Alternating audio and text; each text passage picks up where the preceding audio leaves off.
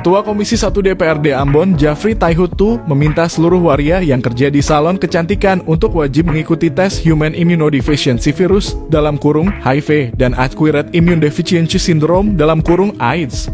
Hal itu disampaikan guna memutus mata rantai penyebaran HIV atau AIDS di Ambon yang angka kasusnya kian hari kian bertambah.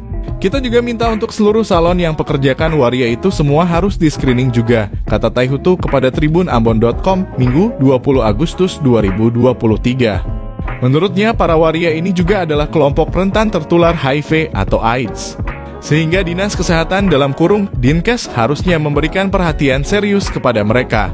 Berdasarkan data dari Yayasan Pelangi Maluku per Desember 2022 hingga Mei 2023, sebanyak 26 waria sudah terjangkit HIV. Sehingga dari kelompok rentan inilah harusnya ada perhatian serius juga, cetusnya. Selain di salon kecantikan, tes HIV juga akan dilakukan pada tempat-tempat hiburan malam, seperti karaoke dan kafe serta penginapan dan hotel kelas melati. Tim kesehatan nanti akan turun langsung ke mes seluruh tempat hiburan malam untuk pemeriksaan darah tes HIV yang akan berlangsung selama seminggu, ujar Jafri Taihutu.